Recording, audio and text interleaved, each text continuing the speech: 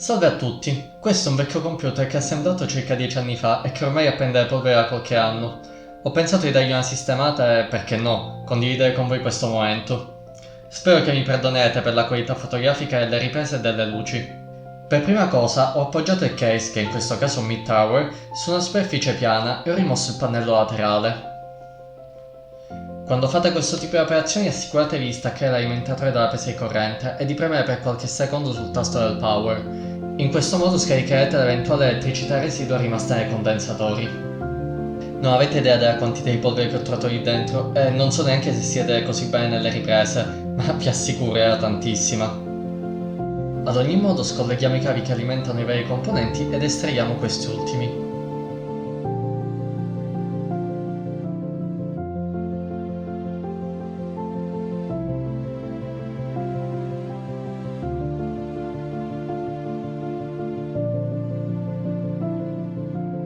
In questo PC sono presenti due tipi diversi di memoria di archiviazione. Questa è un SSD da 2,5 pollici che ho riciclato da un vecchio laptop. Adesso il nuovo standard SSD è quello delle memorie ultra sottili che vanno montate negli slot M2, ma prima i laptop volevano queste scatoline più ingombranti. I case dei PC fissi però hanno alloggio da 3,5 pollici, perciò ho usato questa staffetta per montare il disco al suo interno. L'altra memoria che ho installato è ancora più vecchia. Si tratta di un hard disk, il predecessore dell'SSD. La differenza tra queste due memorie è che l'SSD utilizza i transistor per memorizzare i dati. Gli hard disk invece, in maniera analoga a quella di un giradischi, hanno al loro interno una tastiera meccanica che altera lo stato elettrico di piccolissimi settori di un disco elettromagnetico. Fate molta attenzione con questi due componenti, soprattutto per quanto riguarda l'hard disk. È molto delicato e un urto può comprometterlo in maniera irreversibile. Qui dentro abbiamo un altro pezzo da museo, un lettore DVD. Già stavano cadendo in disuso quando ho assemblato questo PC, ma io lo utilizzavo parecchio. Queste due sono le schede RAM, qui è presente la memoria volatile. Sì, è la stessa che abbiamo modificato per moddare Resident Evil nei video precedenti. Qui vengono memorizzati i dati della sessione in corso e delle varie applicazioni avviate e si resetta ogni volta che il computer viene spento. Questa è una scheda video, una Nvidia GTX 1080. Per chi non lo sapesse, questo è il componente che viene usato per operazioni come il rendering delle immagini di un videogioco. In effetti la potenza di una GPU non è tanto nella sua velocità di clock, quanto nel numero di core che permette una suddivisione del calcolo in parallelo molto più efficiente rispetto a quella che potrebbe effettuare il processore di una CPU. Per rimuovere la pasta termica ho usato del cotton fioc imbevuti leggermente di alcol. Consiglio di usare l'alcol isopropilico che è puro al 99%. Io sto usando quello al 90% perché non avevo altro in casa né al supermercato vicino. Sconsiglio di usarlo perché ha un'alta percentuale di acqua e rischia di ossidare parti di metallo, soprattutto i pin, compromettendone il funzionamento. Infatti ho evitato il contatto diretto sui pin limitandomi alla piastra e ho cercato di asciugarla immediatamente dopo la pulizia. Questo invece è un alimentatore a 550 watt, fascia bronzo. L'alimentatore è ciò che fornisce e distribuisce energia a tutti gli altri componenti del computer, perciò la potenza deve essere sufficiente a sostenere il carico di watt richiesto. Riguardo all'efficienza viene di solito suddivisa in fasce bronzo, silver e gold, anche se di recente ho visto persino platinum.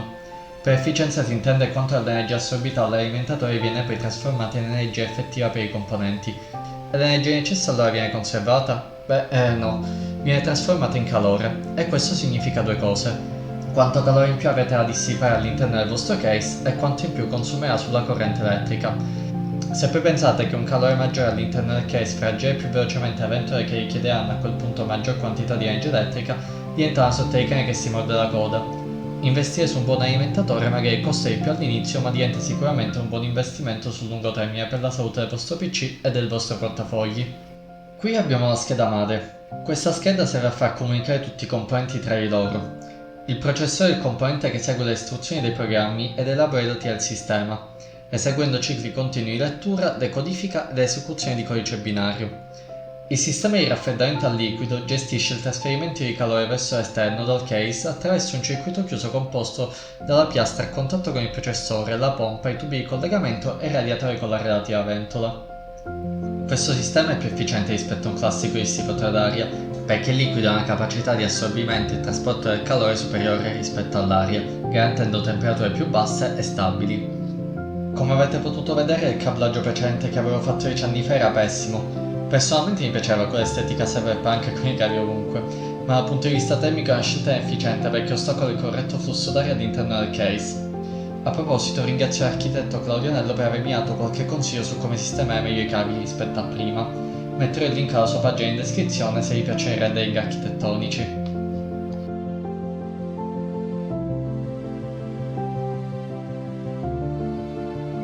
È un lavoro fatto bene? Beh, sicuramente poteva essere fatto meglio e anche la qualità della fotografia mi rendo conto che non è il massimo, ma non ho molto tempo in questo periodo e il caldo mi ha sfiancato. Ma del resto questo canale non è nato con l'intenzione di avere video perfetti. Ad ogni modo vi ringrazio per aver visto questo video fino alla fine. Se volete lasciate pure un commento e ci vediamo al prossimo video.